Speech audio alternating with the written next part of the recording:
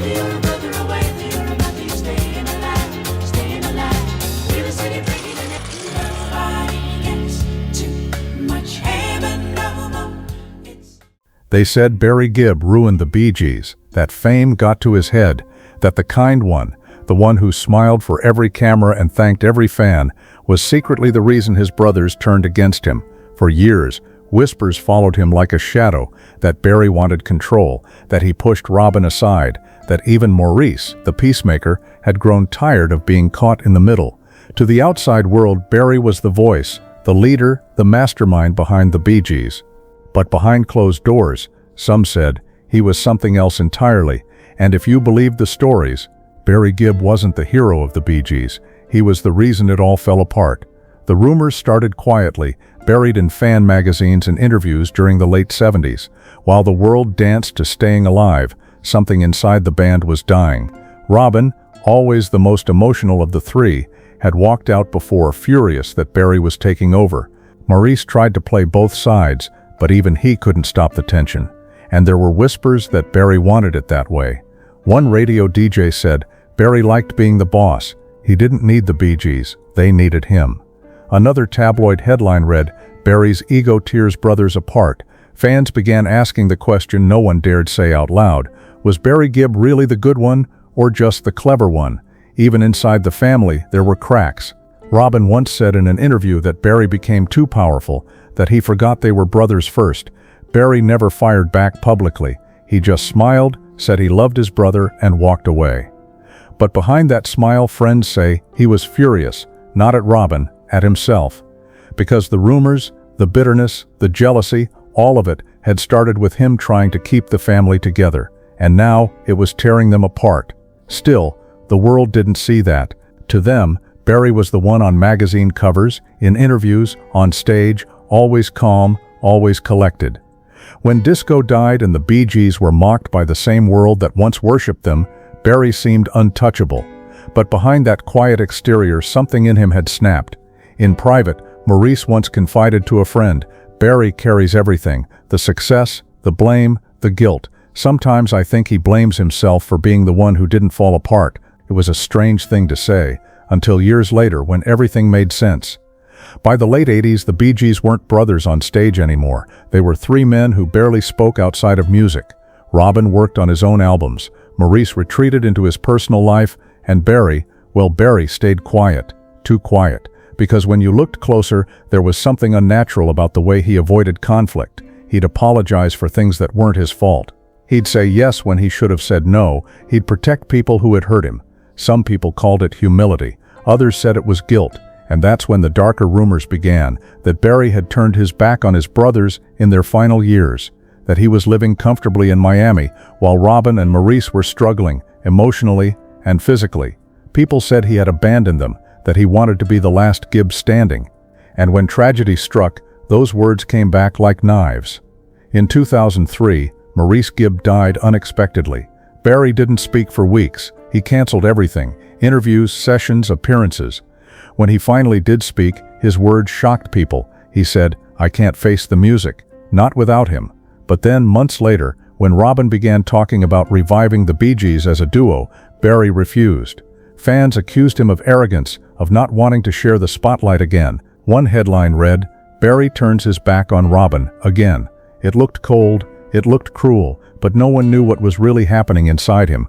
Barry wasn't angry, he was scared. Because deep down, he believed the same thing the tabloids did, that somehow he had turned his back, not on Robin, not on Maurice, but on the bond that had once made them brothers. When Robin got sick years later, Barry was still distant. They talked, yes, but it wasn't the same. And when Robin passed in 2012, Barry broke down on stage, saying, I never thought I'd be the last man standing. To some it sounded poetic, to others it sounded guilty, because for the rest of his life, Barry carried the weight of that phrase, the last man standing. The tabloids saw it as triumph, but to Barry, it was punishment. There's a line he said years later in an interview that barely got attention. He said, I've lost everyone. I'm not sure I deserve to be here. It was an eerie confession, quiet but revealing. For the first time, you could hear the truth behind the rumors, that Barry's silence, his calmness, his so-called control, none of it came from arrogance, it came from shame, because no matter how hard he tried to forgive himself, he couldn't change what fame had done to them or what he'd done trying to keep them together. And that's when everything people thought they knew about Barry Gibb began to crumble. The rumors, the feuds, the accusations, they weren't lies, they were half-truths, pieces of a puzzle that painted him as the villain when he was really the man trying to save everyone. He wasn't perfect, he was human, a man whose greatest sin was believing he could carry everyone's pain except his own. And while the world gossiped about feuds and egos, Barry was quietly living with a secret that would explain everything, why he became so kind, so forgiving, so heartbreakingly gentle in his later years, because that kindness wasn't just who he was, it was his apology. For most of his life, Barry Gibb wore the same invisible crown, the one that comes with being the eldest, the leader, the protector. But as he later admitted, that crown grew heavier with every song, every success, and every silence between him and his brothers. He didn't want to be their boss, he wanted to be their brother. But somewhere along the way, those two roles blurred into one, and that's where everything went wrong. In the early days, Barry's drive was unstoppable. He had a gift, not just for melody, but for vision. He could hear a hit before anyone else. Robin was the emotional one, the voice of vulnerability. Maurice was the glue, the one who kept laughter in the room when tempers flared. Together, they were unstoppable, until success demanded a leader, and Barry stepped forward. He didn't want to, but he had to, or at least that's what he told himself. As the Bee Gees exploded in the 1970s, Barry became the face of the group. He handled interviews, he spoke for them, he decided what songs to record, what direction to take, what to say, and what to stay silent about. Robin didn't take it well. He started calling Barry the dictator, sometimes to his face, sometimes in the press. And Barry didn't fight back, not publicly anyway. He'd smile, say, "Robin's just passionate," but behind the scenes, it cut him deeply. Because the truth was, Barry didn't want control. He just couldn't let go of it. Not when the band's future, their family's livelihood, and their reputation all rested on his shoulders. He was doing what he thought was right, but to Robin, it felt like betrayal. When Robin temporarily left the Bee Gees in the late 60s, Barry blamed himself. He'd tried to protect the band's image, to keep the focus on the music, but all Robin heard was silence, a brother who didn't call, didn't fight for him, didn't say come home, and that silence lingered for years. Even when they reunited, it was fragile, built more on duty than trust. Every hit they made was a miracle, balanced on unspoken resentment. Then came Saturday Night Fever. It changed everything, and it destroyed everything. Fame is cruel. It gave them everything, money, power, recognition, but it also fed the very thing Barry feared most, division. Reporters praised Barry as the genius behind the sound. They called him the man who made the Bee Gees. They didn't mention Robin or Maurice, and Barry never corrected them. Maybe he thought it was harmless, maybe he didn't notice, but Robin did, and so did Maurice. To Robin, it felt like watching his brother's kindness turn into ambition. To Maurice, it was watching the two people he loved most drift further apart, one ruled by pride, the other by hurt. And Barry, caught in the middle, could only smile through it. There's a story, one that's never been officially confirmed, about a night in the late 70s when the tension finally boiled over. Robin and Barry, both exhausted from fame and press, had a shouting match that ended with Robin walking out of the studio. Maurice tried to follow him, but Barry stopped him. He told him to let Robin go, that he needed space. It sounded reasonable at the time, but Robin didn't come back for months, and Barry would later admit, "That was the night I lost something I never got back." Years later, when Maurice passed away, Barry replayed that moment over and over in his mind. He said in an interview, "We were all too busy trying to be right. We forgot to just love each other." It was one of the rare times Barry spoke without his usual calm. For a moment you could hear the tremble in his voice, the sound of regret that had lived inside him for decades. Because Maurice had always been the one who could forgive anything, and now Barry had no one left to forgive him. After Maurice's death, Barry withdrew from the world. He didn't sing for a long time. He refused interviews. Friends said he wandered the house at night, staring at old photographs of the three brothers smiling, a world that no longer existed. He started to believe something dark, that maybe all that success had come at a cost. that maybe he'd traded his brother's happiness for his own ambition. People would tell him it wasn't true, that he'd given them everything, but guilt doesn't care about logic, it just whispers, "You could have done more." When Robin got sick, Barry tried to make things right. They talked again, not as bandmates but as brothers, but Robin was fading fast, and there were still things unsaid. Barry once revealed that he visited Robin and told him, "We had our differences, but I never stopped loving you." Robin smiled weakly and said, "I know." It should have been closure, but Barry left that hospital feeling emptier than ever, because knowing someone forgives you doesn't erase the years you spent believing they didn't. After Robin died, Barry changed. The rumors stopped, the feuds ended, and what emerged was not a man consumed by ego, but one defined by loss. He became gentler, softer, the very man the world would later call the kind one. But that kindness didn't come from peace, it came from pain. Every time he smiled in an interview, he was hiding the ghosts of arguments he couldn't undo. Every song he sang was a form of apology, because deep down, Barry knew that his greatest achievement, leading the Bee Gees to greatness, was also the thing that had broken his family apart. The world saw a legend, but Barry saw a man standing alone, surrounded by memories he couldn't change, and yet, he kept smiling, he kept forgiving, he kept showing love, because maybe that was the only way he could live with the guilt. But there was still one thing Barry never talked about, a promise he made and broke that would haunt him for the rest of his life, a promise that might just explain why his kindness became his curse.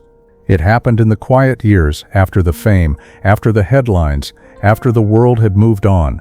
Barry Gibb, once surrounded by lights and cameras, was now surrounded by silence, and somewhere in that silence lived a promise, one he made when everything still felt whole, a promise to his brothers that he would always keep them together, no matter what.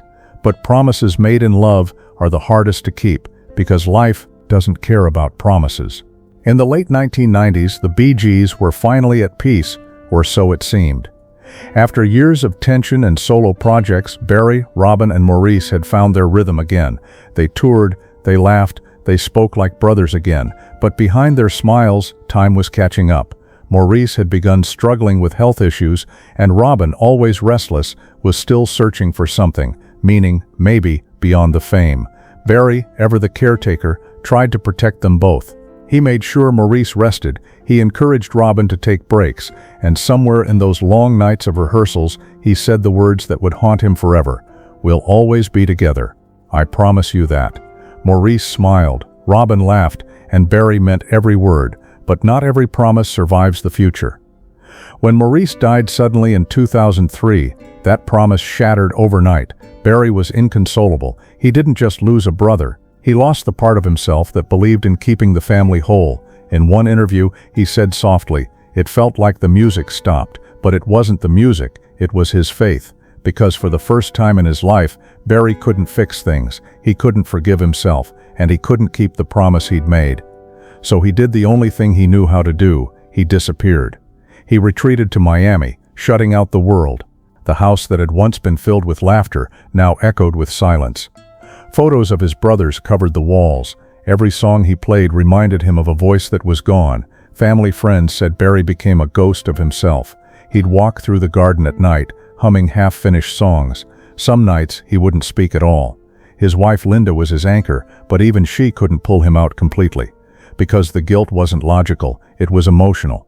It was the kind that whispers in your ear when no one's around. You promised. You said you'd keep them safe, and now they're gone. For a long time, Barry couldn't even listen to the Bee Gees' music. He said it was too painful, that hearing those harmonies without his brothers felt wrong, like a conversation with ghosts. In one moment of rare honesty, he said, "I hear their voices in my head when I wake up. I still think they're calling." Fans thought it was poetic, but his family knew he wasn't exaggerating. He truly couldn't escape them, because every note, every melody, every lyric they'd ever written together was now a memory of what he couldn't protect. And then came Robin, sick, fragile, fading, the one who had fought him the hardest and loved him just as deeply. Barry visited him often. The tension between them had softened, replaced by the kind of love that only comes when you've both survived too much. They talked about everything, childhood, music, life after death. And one day, Robin made Barry promise again. "Don't stop singing," Robin whispered. "Don't let the music die with us." Barry hesitated. He couldn't say yes, because to him, singing without them wasn't music, it was mourning. But Robin smiled weakly and said, "Then sing for us." It was the last real conversation they ever had. After Robin's funeral, Barry broke down on stage in Manchester. He tried to speak, but his voice cracked. He said, "I've never been so lonely in my life." Then he paused, looked out at the crowd, and whispered, "I promised we'd always be together, and I broke that promise." The audience clapped, trying to comfort him. But Barry wasn't talking to them. He was talking to the ghosts that never left his side. From that moment on, everything about Barry changed. His interviews became softer, his answers slower.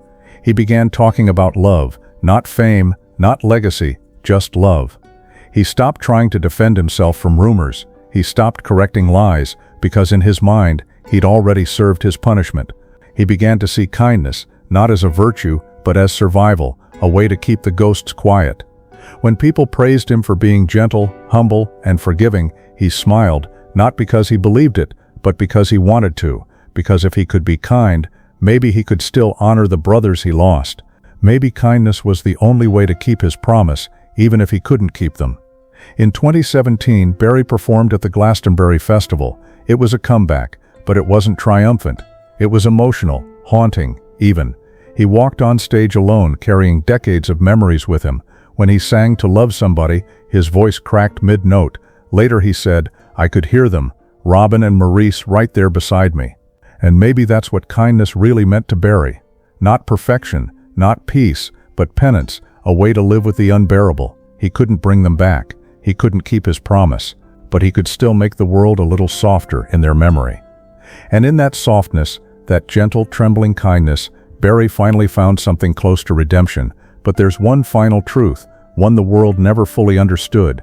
Barry's kindness didn't just come from guilt, it came from something darker. A secret moment, one conversation that he carried alone for decades. And when he finally spoke about it, even his closest friends said they'd never seen him cry like that before. It took Barry Gibb years to talk about it, decades really.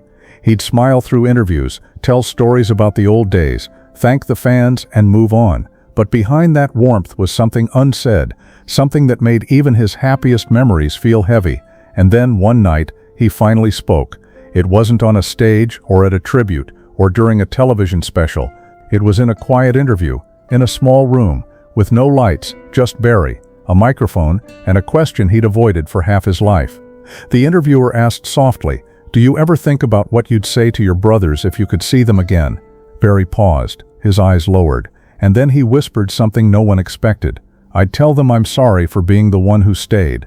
The room went silent. He continued, "Everyone called me the strong one, the leader, but they don't know what it's like to wake up every morning and realize you're the only one left. People think that's strength. It's not. It's punishment." The words came slowly, each one breaking apart as he said them. He wasn't crying, but his voice was trembling, the kind of tremble that comes from holding something in for too long. And then came the secret that no one had ever heard. "I had an argument with Maurice the week before he died. Nothing serious, just one of those things brothers say when they're tired. I told him I'd call him later, but I didn't. He died before I ever got the chance." Barry looked down. "I never called him back. That's what I live with." It wasn't a scandal. It wasn't some hidden betrayal. It was something much quieter and much crueler. Regret, because for Barry, it wasn't the big fights or the public rumors that haunted him. It was that small moment, that one missed phone call, that one broken promise that defined the rest of his life. He wasn't haunted by what the world saw. He was haunted by what the world didn't. After that interview, fans saw Barry differently. The kindness that once seemed so effortless now looked fragile, like something built on top of pain. When he hugged people, he held them longer. When he spoke about family, his voice softened.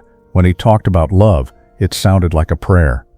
Because for Barry Gibb, kindness was no longer just something he gave, it was something he owed. Every gentle word, every soft smile, every time he said thank you to the crowd, it wasn't performance, it was penance.